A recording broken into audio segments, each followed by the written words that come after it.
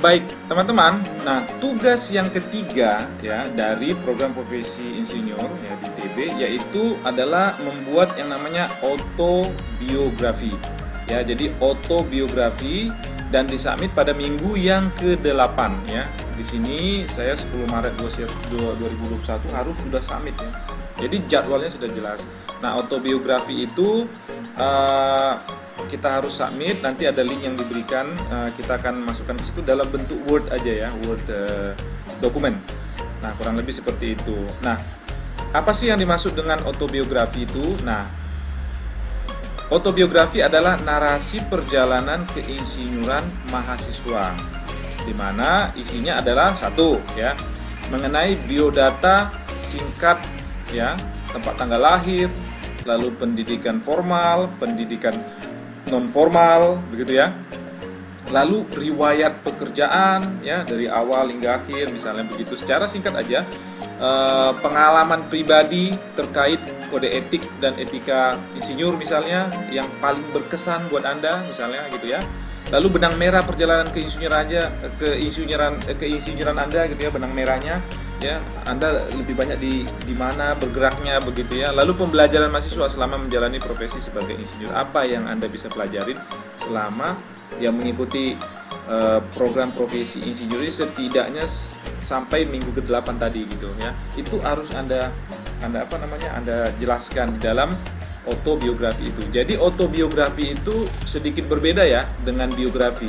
Jadi kalau biografi kurang lebih orang lain yang menceritakan mengenai seseorang begitu ya. Ya, misalnya saya menjelaskan biografi dari Presiden Soeharto, Presiden Soekarno, atau presiden-presiden Indonesia yang lain, misalnya begitu. Tapi kalau autobiografi, namanya auto itu ya kita sendiri. Jadi kita sendiri yang membuat biografi saya.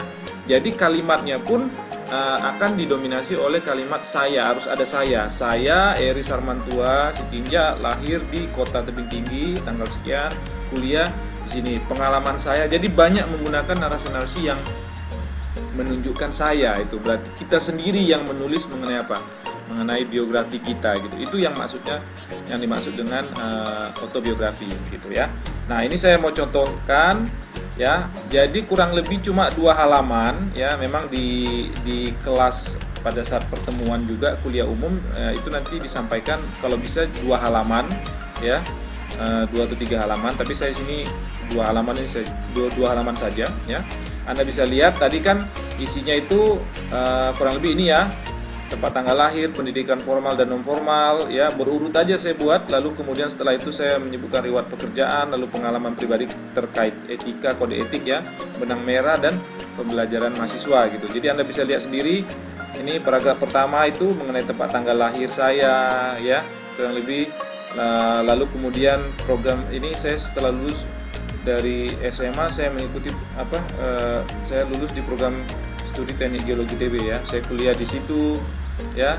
Ini pendidikan formal saya, lalu pendidikan formal dan non formal. Lalu kemudian saya bekerja di bidang geosteering akhirnya begitu ya. Geosteering itu apa? Saya jelaskan sedikit. Lalu kemudian setelah itu saya juga menjelaskan mengenai bagaimana saya sekarang sudah menyelesaikan program master saya dan sedang melanjutkan program doktor saya gitu ya. Itu saya jelaskan. Lalu saya menjelaskan riwayat pekerjaan saya ya gitu ya. Setelah bekerja beberapa tahun di Halliburton, lalu saya 2013 bekerja di luar negeri gitu ya, di Kuwait, Middle East ya, sampai sekarang.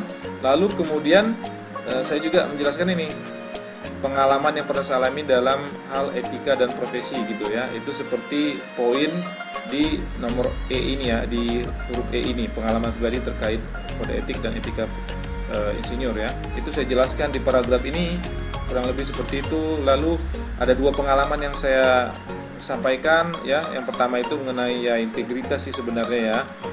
Lalu ini juga mengenai integritas juga gitu.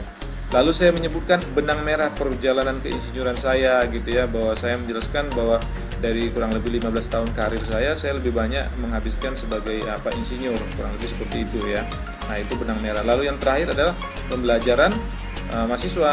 Saya jelaskan gitu apa aja yang saya dapatkan selama mempelajari mengenai kode etik, profesionalisme begitu ya, dan juga mungkin K3L selama saya mengikuti program profesi ini. Itu saya jelaskan di bagian terakhir apa yang saya pelajarin, bagaimana program ini sangat bermanfaat juga bagi saya gitu ya, walaupun kita bekerja di dalam dan di luar negeri, nilai-nilai yang ada di dalam program profesi insinyur ya, dalam hal kode etik, etika itu, profesionalisme insinyur itu bermanfaat sekali gitu loh, di mana saja, karena sifatnya sangat general dan sangat aplikatif di dalam ataupun di luar negeri gitu. Jadi kalau kita bisa praktekkan, itu akan menunjukkan kualitas tamatan-tamatan ya insinyur Indonesia gitu, sehingga nilai dari kualitas dari insinyur Indonesia itu terjaga gitu, baik di dalam negeri maupun di luar negeri gitu, kalau kita bisa mengaplikasikan nilai-nilai insinyur tersebut. Jadi ini biografinya ya, bisa Anda lihat di sendiri. Saya menggunakan kata-kata yang istilahnya saya gitu ya, saya menggunakan kata eri begitu ya. Lalu ini menjelaskan mengenai bagaimana pengalaman saya sendiri, tapi yang menulis adalah saya sendiri.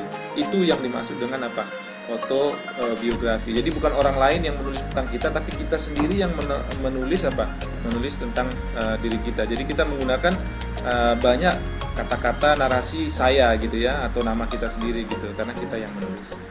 Jadi kurang lebih seperti itu, nggak ribet ya, nggak gampang ya, maksudnya nggak susah gitu ya. Dari 3 tugas tadi, CV, lalu kemudian kerangka portofolio dan autobiografi, itu sangat straightforward, itu nggak ribet lah ya. Sehari juga Anda bisa menyelesaikannya.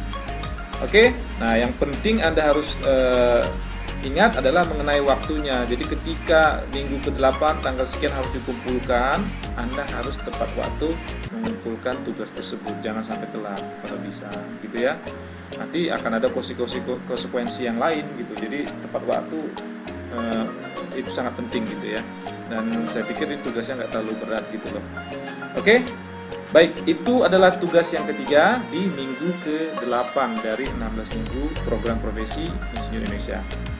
Ikutin terus ya, video berikutnya kita akan membahas mengenai draft final 3 portofolio, draft finalnya. Oke? Thank you, bye.